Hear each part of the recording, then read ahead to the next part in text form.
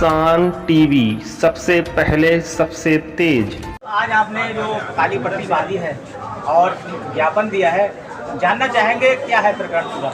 ये एक प्रकरण है हाथरस कासगंज में एक महिला अधिवक्ता मोहिनी तोमर जी की निर्मम हत्या के संबंध में सरकार द्वारा जो दबाव पर प्रेशर में मुकदमे कराए गए हैं वो भी हम अधिवक्ता साथियों के विरुद्ध कराए गए हैं, जो कि नितांत गलत है। इन्हें निरस्त किया जाए, वास्तविक हत्यारों की पहचान की करके उन्हें सजा दी जाए।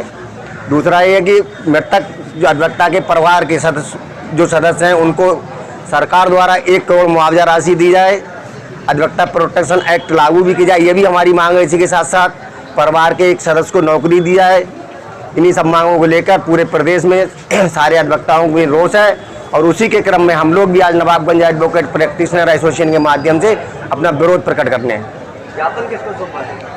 ज्ञापन किसने दिया? ज्ञापन माननीय मुख्यमंत्री जी को दिया है उपजिलाधिकारी महोदय के माध्यम से। देखिए, शासन की मंशा कभी नहीं रही कि अधिवक्ता एक पटल पे हों। जब जब अधिवक्ताओं का कोई मामला आया, शासन ने के कान पे जू नहीं रही, उसे नजरअंदाज किया।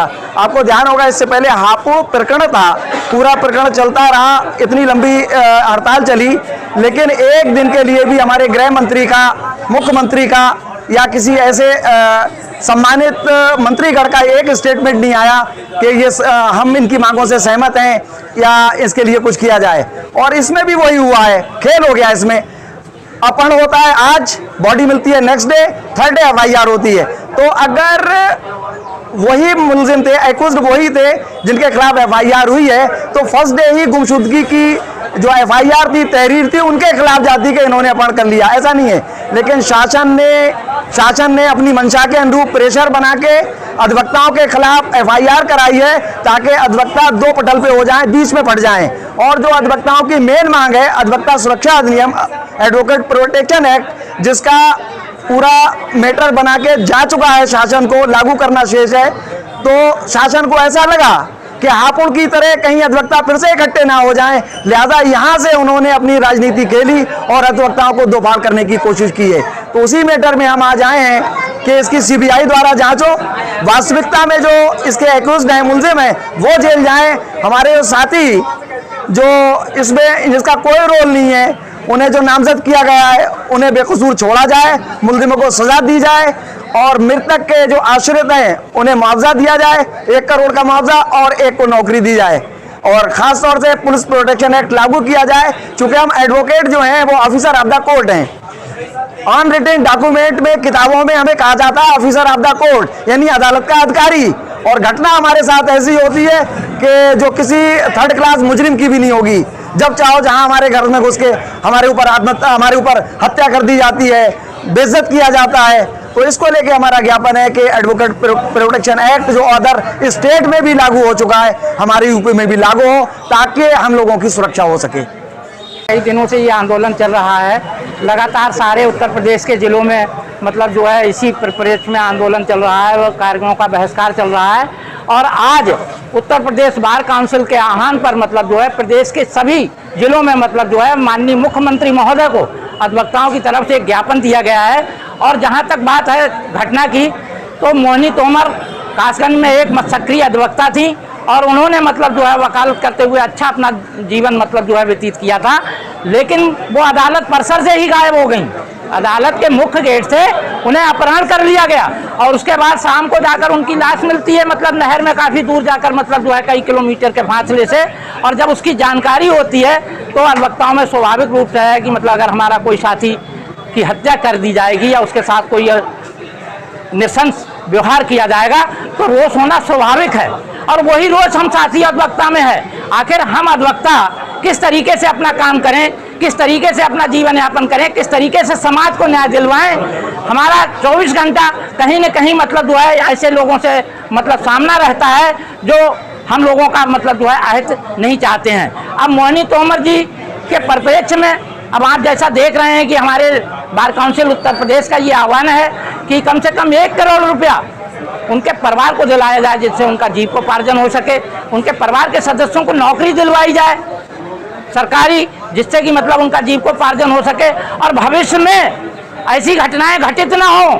जो ये घटनाएं लगातार अधिवक्ता साथियों के साथ हो रही हैं। आज आपने अखबार में पढ़ा होगा कि लखीमपुर में भी एक घटना हुई, मतलब जो है तो इन घटनाओं को रोकने के लिए अधिवक्ता प्रोटेक्शन एक्ट, मतलब अधिवक्ता सुरक्षा अधिनियम, मतलब जो है एक बनाया गया है, उसे लागू किया जाए। कई अन्य प्रदेशों में लागू कर दिया गया है, कई अन्य प्रदेशों में उसे लागू कर दिया है, लेकिन हमारी सरकार हठधर्मता के चलते इस एक्ट को लागू नहीं करना चाह रही है। हम अधिवक्ता जब दूसरों को न्याय दिलाने का काम करते हैं तो हम उसका दुरुपयोग नहीं करेंगे। ये हमसे मतलब कल्पना करना गलत है कि हम उसका दुरुपयोग करेंगे, मतलब जो है तो हमें भी वो सुरक्षा मिले जिससे कि हम समाज में मतलब जो है लोगों के लिए भय मुक्त होकर मतलब जो है दूसरों को न्याय दिला सकें, उन दूसरों का सहयोग कर सकें, मतलब जो है इसी परिप्रेक्ष्य में हम लोगों का ये आज नगर में भ्रमण करते हुए मतलब जो है ज्ञापन माननीय उप जिलाधिकारी महोदय के माध्यम से माननीय मुख्यमंत्री जी को भेजा गया है। देखिए, अधिवक्ता समाज का सबसे बुद्धिजीवी वर्ग है और जब समाज के किसी भी व्यक्ति की कोई मदद नहीं करता है तो उसकी मदद अधिवक्ता करता है। लेकिन जो शासन और सत्ता में बैठे लोग हैं, जब वो सत्ता में होते हैं या पद पे होते हैं तो सबसे ज़्यादा विरोध अधिवक्ता का वो ही करते हैं, और जब वो सत्ता से हटते हैं और उन पे के द्वारा जो गलत कार्य पहले किए गए हैं उनके अनुसार उन पे जब कानून का शिकंजा कसता है तब अधिवक्ता की शरण में भागते हैं वो, और अधिवक्ता ही उनकी मदद करता है। हम लोग बुद्धिजीवी कहलाते हैं, लेकिन बुद्धिजीवी जैसा कोई सुलूक हमारे साथ नहीं किया जाता है। हमारा एक संगठन है bar council of Uttar Pradesh और इंडिया लेवल में बार काउंसिल ऑफ इंडिया, हम उससे गवर्न होते हैं, उसके अनुसार हम काम करते हैं। हमारा रजिस्ट्रेशन, हमारे कार्य की समीक्षा बार काउंसिल करती है।